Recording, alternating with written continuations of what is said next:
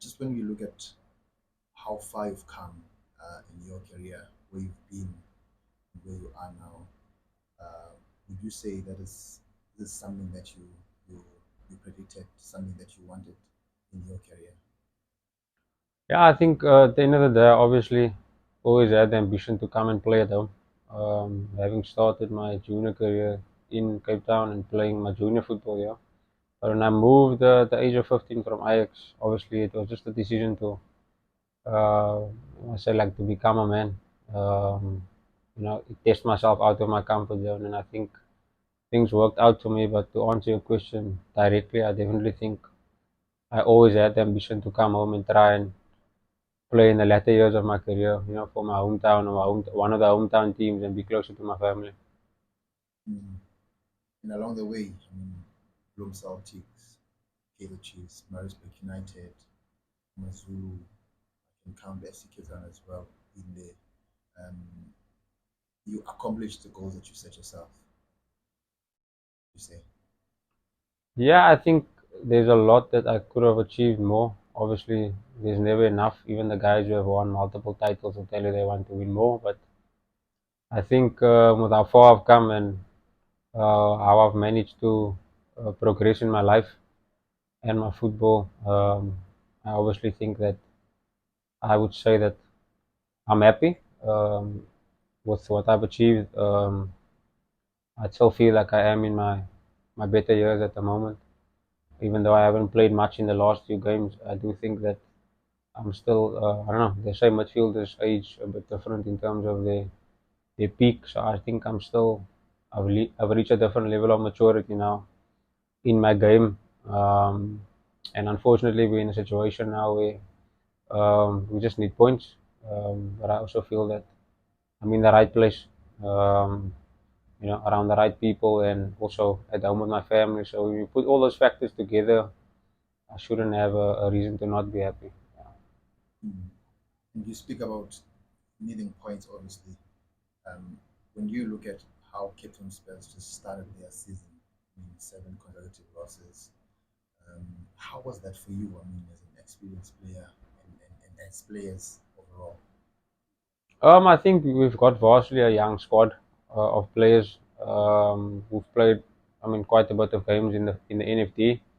Um, so I would say, obviously, for me, I don't think I've ever lost more than 2 games in a row in my career. So it was something new for me. But at the end of the day, as a senior player, it's just obviously to keep the guys motivated and to, I told majority of the boys that, we're gonna do better in the second round, and the teams that done well in the first round will struggle in the second round because that's the nature of the PSL.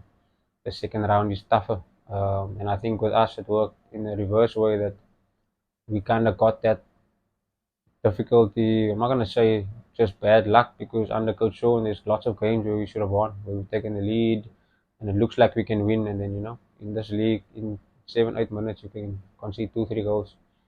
So I think we've always managed to turn it around now, also with Coach Ernst, and there's a feeling of belief and hope because I don't think anyone has given up. But for me, it was something definitely that was new. But I've been in a relegation battle my first season at Maritzburg, so I know that um, you just have to keep believing and obviously keep everyone motivated. And like I said, I just try to encourage the younger ones to not stop because eventually you get the break and the luck falls for you and you get your penalties and all these things that happen. And so far that's happened. So far we managed to pick up I think 8 points. And if you can take it game by game in a batch of 3 games, I think that we stand a very good chance of not just going to the playoffs. I feel like we can survive straight out if we can just keep this momentum. Mm. And in that period as well, would you say that's probably the worst situation you've been in as a footballer? You know, I mean, with the previous battles to survive relegation, it's always been you win now, you lose two, you draw here and there. But Yeah, I definitely think that's been the toughest for me. My first season at Celtic, I think we finished fourth, and then we finished sixth. AmaZulu also fourth. I mean, Penny second. So at Maritzburg, fourth with Coach Eric, and then obviously my first season, we went all the way to the playoffs, but I had an injury. But I'd say this has definitely been the most challenging season And it's also I look at these things as like a personal test for myself, and I obviously believe that everything happens for a reason. Because even when I moved home, everyone was like, "Yo, what's happening there with you guys? You haven't won. You're 10 games, this and that and that." And to hear those things, if you're not mentally strong, there comes a time where that doubt starts to creep in, and you maybe feel like, "Oh, did I make the right choice to come home? Could I have gone here and gone there and whatever?" But with me, I always believe in my faith that with God, everything happens for a reason, and I feel like at the end of the day, when we tell the story of how we made it out of this, Cape Town Spurs will be a better team and a stronger team, and these younger boys, I think, with the stress of this season so far, they've gained 2, 3 years of being in the league all in one season, which is only going to benefit the team in the long run. Mm. And just take me through your journey of discovery. I mean, Cape Town born, I believe you were here in your youth days as well, and then you end up at Bloem Celtic, and then Chiefs. Just take me through how it all went down. Yo. So I started at opposite the road at Vasco da Gama at the age of 7 for like half a year, and we played a tournament where Ajax Cape Town was just formed like a few months before then. Um, and I got top goal scorer. I was a striker, believe it or not. And a coach by the name of Pazi Jansen and Mr. Ian Towers, who was here, big legends of this club in youth football.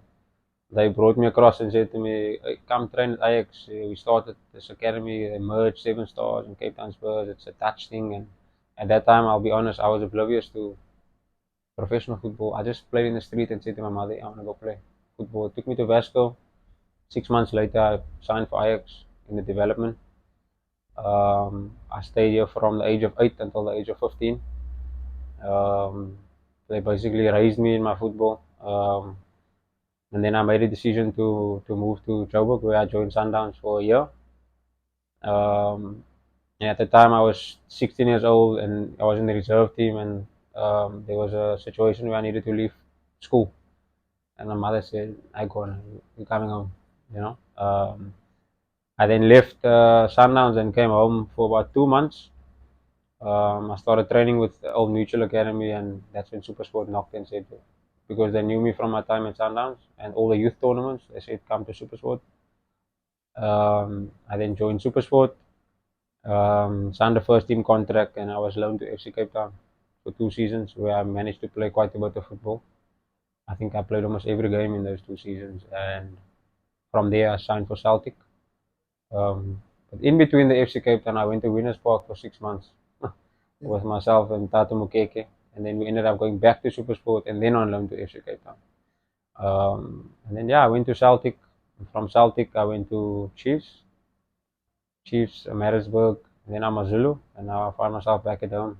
So it's been, when people see you playing at the highest level, they think it's all sunshine and roses, but I didn't get the journey that maybe people expected me to have from youth football, being in the national teams. They thought maybe, hey, this one will just go straight into a PSL team and play. I had to go to the NFT for 2 seasons or another half a season at Winners Park, which was tough for me, Cape Town boy going to Polokwane. But for me, it was obviously just, I always take things as a challenge and I'm open to learning. So I also learned a lot in that 6 months, about even the place, the cultures there, what you experience outside of Cape Town, which most people will say there's a stigma around Cape Town boys. They say they won't survive outside because it's tough. They like being at home and whatever. I think leaving home at 15 kind of set the pace for me, and I spent my whole career basically away from my hometown. And to be home now is a big blessing, especially like I said, to be at the team where I started, the same fields, and to be with my family. It's, yeah, top. And when I look at your time at Kaizer Chiefs, I mean, I'd say I can easily say it was curtailed by injuries. Um, how was that period, and then just being in that space for you? Yeah, I think obviously before I went to Chiefs, I had an ACL injury, and yeah, I think it's difficult. People say I should have gone to Europe and this and that, but I think obviously being at Celtic under Coach Clinton and Coach Ernst in those periods too with Coach Clinton and with Coach Ernst, I think that's when was the gap for me when I could have gone to Europe. And unfortunately, injuries and stuff are part of the game. I never had an injury up until then ever in my life, not even an ankle, nothing. So it was new for me, and it was a big, big injury. But fortunately, I came back better, and Chief said, you're playing well, whatever, come, we want you. And I moved to Chiefs, and when you move to Chiefs, things happen quickly. There's pressure, you have to win there. You can't draw. You draw, it's like someone died at training. That's the culture there. It's a winning mentality. It's a winning culture. And yeah, unfortunately for me, it didn't go as planned in terms of wanting to play as many games as I want to. Um, but at no point did I doubt my ability. I feel like if given the opportunity there, I probably would have still been there today. I did feel it was a team and a culture that suited me. Um, but in life, things happen the way it happens, and um, I left, went to Maritzburg where I played some of my best years of football. Um, so I've got no regrets, but being in that environment at Chiefs obviously made me more of a man because, with the injuries, like you said, and not playing in the second season hardly at all. I think I played one game in my second season. Um, and I've got the will and desire to always want to play. I'm not used to not playing or being on the bench, which is one of the reasons why I went to Maritzburg because I felt I was still 27, 28. I can still go play. I'm not going to just sit here and, like people would say, he's just staying for money and he's got a contract and whatever. So being there was definitely a, a good period. I learned a lot, from the people in the club, the ownership, from Coach Steve as well. And I've built relationships there with players I played with also. So yeah, I have no doubts. I think it was. I'd like to look at things in a positive light. I feel like it was one of my best periods, believe it or not, in my career. Not from a playing perspective, but from a life perspective. I learned a lot of lessons. Mm. You, you obviously mentioned that when the results are not forthcoming at Chiefs, it's a huge thing. Um, just in general, um, how would you sum up, just playing for Chiefs? A lot of players go there, full of potential, but some of them don't really, fulfill their potentials. Yeah, I think playing for Chiefs was an honor. Obviously, it was a team I grew up supporting as a youngster. Um, I used to watch them play against Ajax and your Santos and your Tabo Mukis and these guys, all people that I used to look up to, and always somehow in my life thought I would somehow end up at Chiefs, and by God's will I ended up there. Um, but like in any other team, there's a lot that makes a team win, and there's a lot that you know drives people to perform consistently. It's not just on match day. I'm gonna say there's different things around clubs, but I can only speak for myself when I say that um, it's up to you to obviously perform every time you're given an opportunity to play.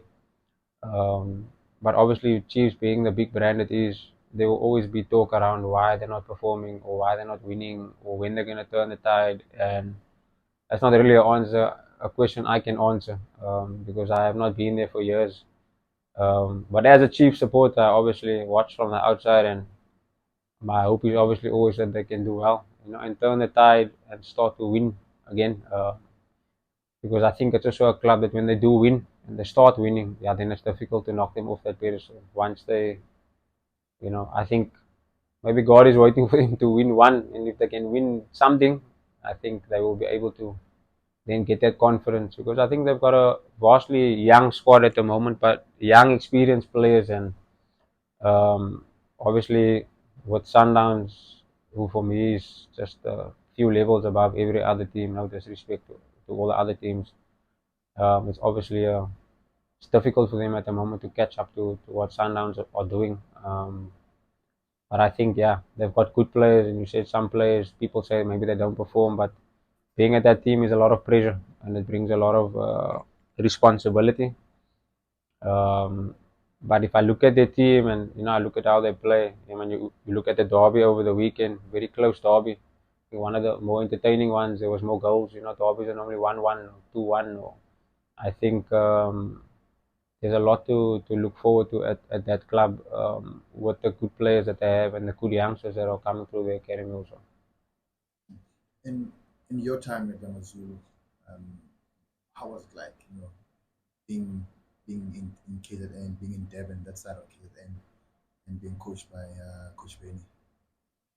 Yeah, I enjoyed Kaizerin. I mean, I love the Zulu people. It was nice for me to be in Kaizerin. I enjoyed my time at AmaZulu, and obviously playing for someone that I looked up to as a youngster. Well, any boy from Cape Town will tell you the same thing. It was obviously a huge honor for me to play under Coach Benny. You know, I learned so much um, about life and football, and I enjoyed my football.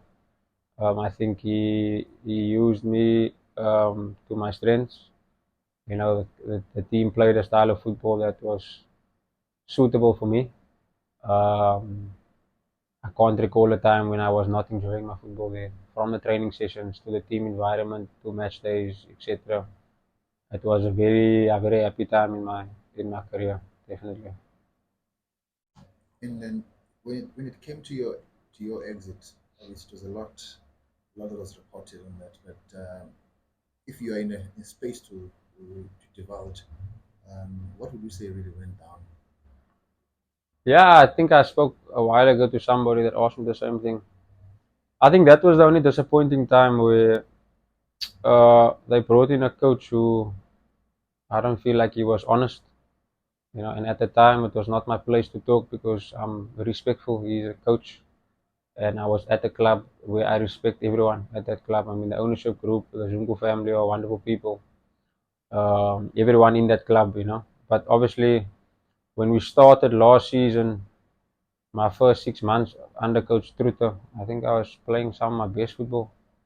Um, you know, before we came, I think we were in the semi-final, second leg, and then we got to the final when they brought the French coach. But yeah, I think if you don't like certain players or they don't suit your style of play, I don't think that it was necessary for him to attack our. Um, can I say you don't want to attack someone's character as a human being. So if I mean if you look at the group of players that he said those things about, it was myself, Major, and Rama. I think we are all good professionals and respectful guys, and we've never had issues at clubs before in terms of discipline and that type of thing. So when things were reported and you read, yeah, there's the people who are making rumors saying we're getting people fired. I think that was not nice to hear because that's not the type of people that we are. Um, so it was a bit of a sour ending to a season that started rather brightly. Um, and for me, like if you don't fit into a coach's plan, there's not much you can do. I mean, you remain professional and you train well and you remain respectful. And that's what I did the entire time. So being banished from the first team for a period, myself and other players, was something that was new to me because I've never experienced that where they just tell you go train on the side. And you're like, but what happened? Nothing happened. There was no altercation. There was never an argument. Why all of a sudden am I just being put on the side? But at the end of the day, as a player, you respect the coach's decision. But like I said, the part where you attack a player's character, that didn't sit well with me. But like I've spoken in this interview, my faith, I'm not someone that indulges in those arguments or conversations.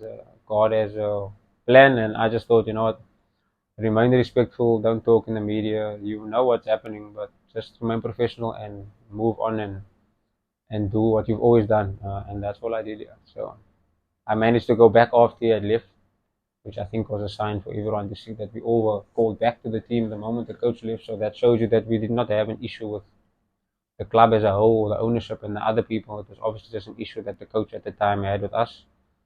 And that's football. You know, things happen. These things happen. It's a tough sport mentally. You need to be strong. Things can change at any given time. And luckily, we were a group of very experienced guys, so it was easy for us just to come back and then help the team when we were called upon again. Hmm. And you obviously mentioned that you've been in situations where you have to fight to avoid relegation. Um, but realistically, when you look at this Cape Town Spurs situation, is it possible? Is it realistic? Very much. I think the points we picked up now since the beginning of the new year have been vital for us. Um, and I mean, the coach has done it with most of the younger boys. Uh, most of our senior guys have been on the outside. So I think that's also a good thing to show that In these tough times, the young boys have put up their hands, and we as the senior guys are here to support them. Um, because there will come a time when we are definitely needed on the pitch. There's definitely a lot I think we do off the pitch, with these young boys. But this is a team that's culture is built around the youth. And I'm sure the ownership group are very happy to see boys that had started at the age of 10, 9, 11, that's now in the first team, helping the team in this situation. But at the end of the day, we're going to need every single player to stay up this season. But I definitely think it's possible. I've been telling people, my close friends have been asking me, what's happening? Hey, what's going to happen? You guys going to get relegated? And I've always just been saying the same thing. I said, we get 2, 3, 4 results and things changes. And now you hear people saying, "Oh, Spurs is on form." And what? But it's not the end. We've not achieved anything. It's not time to relax now and sit back. We've got another batch of games we go into, and we try to get maximum points.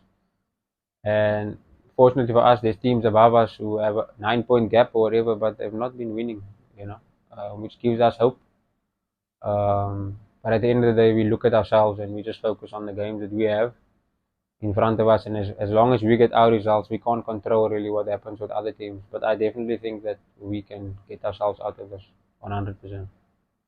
In some of these boys, I mean, we've seen Luke Batman, we've seen Siviwe recently. Sanele is flying down the flanks. Um, what stands out for you about them? Who stands out for you as well? There's so many of them, man. There's some that hasn't even played regularly, like Kayam Fekani. There's so many boys that are super talented here. I mean, you look at Tumani's grown in leaps and bounds, also playing in a position that people don't know him to play in, but he's been doing well. I mean, Liam Byrne is 20, and there's Asa, there's Luke Hartman. I mean, like you said, Siviwe has come in and look like he's been playing here for 2 seasons, and the boy is what, 18, 19. So I think for me, I wouldn't pinpoint all of them, but I mean, all one of them. I mean, I think all of them have got a bright future. All I can do is give them advice. Remain confident. Be humble, and obviously consistency is a big factor with younger players. So yeah, I will just continue to encourage them because I think there are boys that definitely have bright futures ahead of them. Whether it's here in Europe and bigger teams, I definitely think all of those names that you mentioned, including Tomani, obviously, um, are boys that I think are going to have very big futures if they can just continue to keep their feet on the ground and obviously stay consistent.